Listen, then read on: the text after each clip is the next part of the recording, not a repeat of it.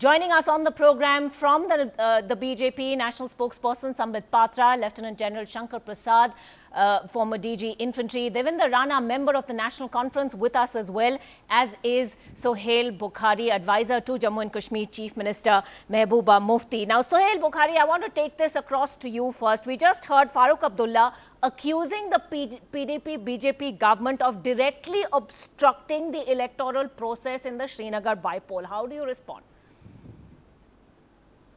Well, on the outset, I would want to clarify that I am participating in this debate as a spokesperson of PDP and not as an advisor to the Jammu and Kashmir government or Chief Minister. All right. Having said that, I mean, all I can say about these allegations is that, I mean, this is pure theatrics and frivolous allegations coming from a person who has been at the helm of affairs in Jammu and Kashmir, who as head of a party and the dispensation over a period of time, who have mastered such tactics.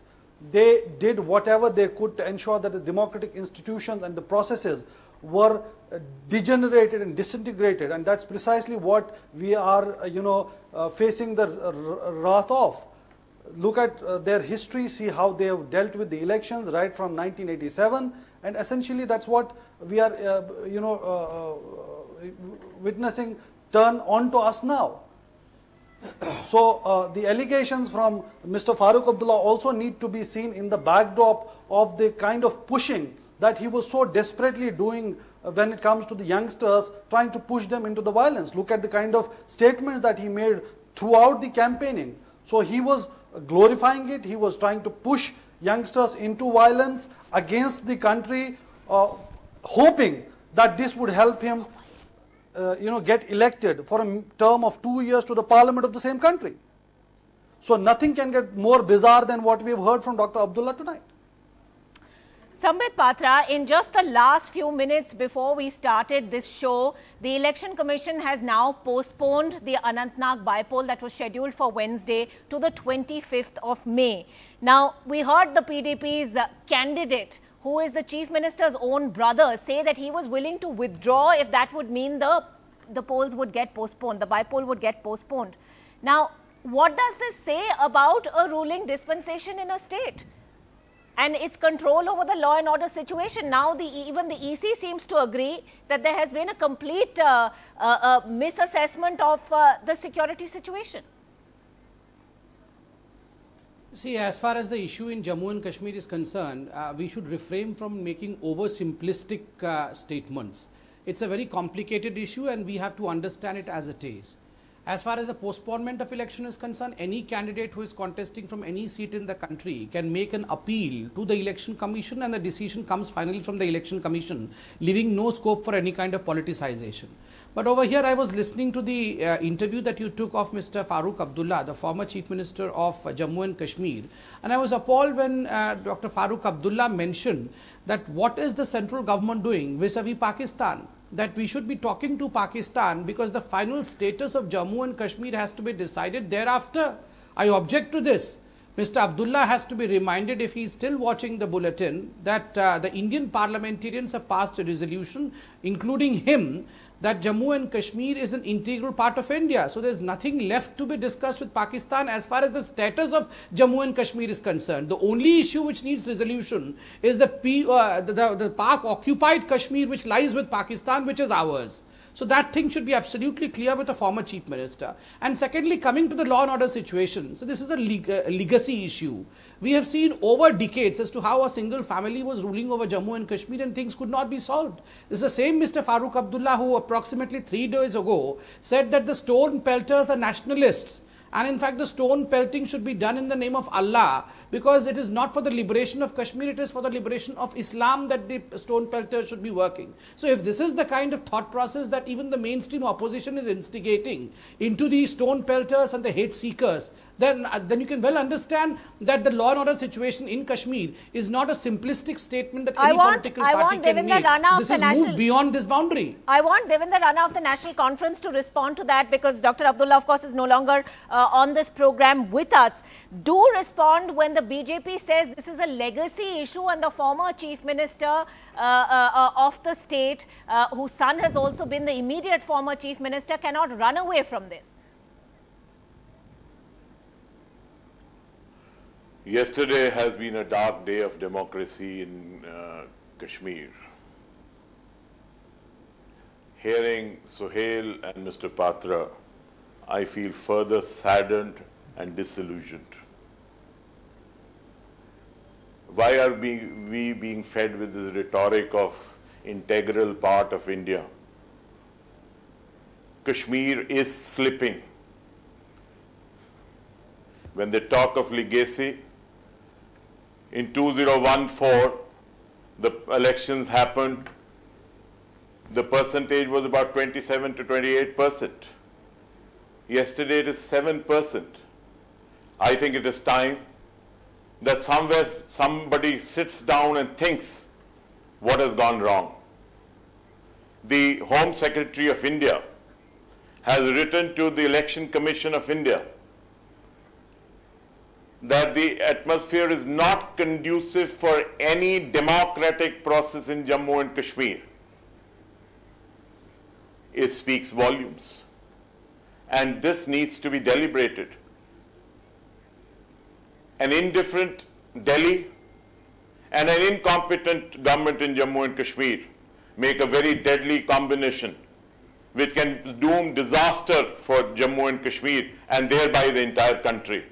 Let us refrain from rhetoric, do some introspection, and look inwards to understand why this alienation, complete alienation, and it needs to be addressed. It needs to be addressed. Only a rhetoric will not help. I need to come in over here. Game will not help. I want both Devendra Rana and Lieutenant General Shankar Prasad. Sir, Devendra Rana, you've made your point. Just let me complete. Just let me complete. 1 minute.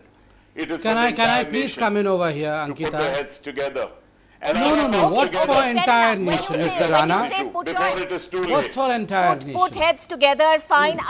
I want Lieutenant General Shankar Prasad to come in. I'm going to come back to the political panelists in just a moment. But Lieutenant General Shankar Prasad, you've been listening to all of this. From 26% in the 2014 polls to 7% now, can we only see this as a law and order problem, or as Devendra Rana is saying, is it time to look at problems within? Has there been an error made blaming this only on the security situation? Without making any political statement, without supporting any political party, let us basically understand that you should only have elections in a troubled area when the security environment is conducive enough, created by the local administration, the local government and the local police, suitably augmented by the paramilitary forces, to be able to hold free and fair elections. In the past, whether you take UP, whether you take Bihar, whether you take any other state in India, the security environment is adequately catered for before polling begins. In the case of Srinagar yesterday, apparently the state government and whoever else is involved did not foresee the kind of law and order situation that can arise, and therefore did not take adequate measures with the help of the local police or any other augmenting agency such as the CRPF or any other central paramilitary forces to create an environment where people could be feeling safe to come into elections. Therefore, the elections have been a bit of a fraud with 6 or 7% voter turnout, which means nothing. Now, my view is simple. Whatever the Election Commission decides is absolutely in their wisdom. The fact is simple, that unless the security environment is conducive to hold election, which is the responsibility of the local state administration, and the whatever additional police forces and paramilitary forces are required should be provided. As far as the army is concerned, the army has no role to play in this. The army has got a charter which is to see that trans-border terrorism doesn't progress, Yes. and wherever they get any information about terrorism, Okay. they will react to it. Okay. So I leave want- the army out of it. Yes. Just look at the Okay, so and government just and look security at forces. the local security Okay. environment. Okay. People feel safe. All right. Sambit Patra and Sohail Bukhari, I want both of you to bear in on this. Sambit Patra first. Did the government, did the ruling dispensation in Jammu and Kashmir then not anticipate the anger and the magnitude of the anger on the streets? Did they misread the situation? No, I would not say that. As I began saying that let's not have very simplistic statement, and that the state government as the central government did not read the anger on the street. It is not the anger on the street. It is a handful of separatists who are in fact on being instigated by Pakistan are skirting this route. But having said this, let's move to a larger narrative and a larger canvas. Right now I was hearing the PDP spokesperson. When I said that Jammu and Kashmir is an integral part of India, he said that this is a rhetoric. And I should not be using just rhetorics. I should come to the fact that Jammu and Kashmir is slipping out of India's hand. See, this kind of narrative which is constantly being floated in the political circle, that remember Mr. Farooq Abdullah only about a few months ago was again saying that Kashmir is gradually slipping out of India's hand, and that POK kya Hindustan ke baap ki hai. So why is this kind of narrative being made by a main opposition party in Kashmir? This is absolutely appalling. If you cannot say that POK is ours, if you say that Jammu and Kashmir being integral part of India is nothing but rhetoric, then just imagine what the people on the street would say. If you are instigating them with wrong kind of fodder, then naturally we have a difficult task on our hand, and this is a legacy issue. And thirdly, let me just complete this 10 seconds. So the larger canvas, we have to understand the problem. I will just take 10 seconds to say what Musa, the successor of Burhan Wani, said in a video message. He said that this fight, this throwing of stone is not for Watan. It is not for freeing Kashmir or giving Kashmir an independent stature. It is for creating a caliphate. It is for creating Islamic state akin to let's leave rhetoric aside, as you yourself, Sambit Patra, said or encouraged us to do right at the beginning of your statement. But Sohail Bukhari, do you believe there is This is not rhetoric. The Musa's video was shown by the NDTV as well. So it's rhetoric when it's a political party, and it's not rhetoric when an extremist militant does it. But Sohail Bukhari, is there any legitimacy to a bypoll where polling staff were forced to abandon almost 70% of polling booths in a district like Budgam, which has seen peaceful and plentiful polling in the past? Well, I would want to say one thing, that it is because there is one political party out here that prefers people and the sanctity of the democratic process over power. That is PDP. That's why we have come out and said that the kind of polling that we saw happen yesterday is not the kind of political or democratic process that we want to, it being repeated in south of Kashmir as well. Because it has happened for the first time in almost 5 decades that we have this low percentage of votes. We want more people to participate in it. And it is to be seen in the backdrop of the fact that as far as the state government goes, it had given its opinion vis-a-vis the conduciveness of the atmosphere, and the government had said that this is not the appropriate time. I think we should give it more time, and it is the election commission that decided. And in fact, the moment notification comes, it is not the state administration. I'm going to leave the last words on this program to Lieutenant General Shankar Prasad. It is the election commission of India that is in charge. Okay, Lieutenant General Shankar Prasad. Yeah, thanks a lot. Yes. Let me just. Go ahead, sir. Yeah, all what I want to say is this. We all thought there is a small percentage of people who are misguided because of some Hurriyat people or some separatists trying to support them, which has been proved wrong yesterday. A large number of people have come out on streets and disrupted election. Yes. They have prevented people from coming to vote.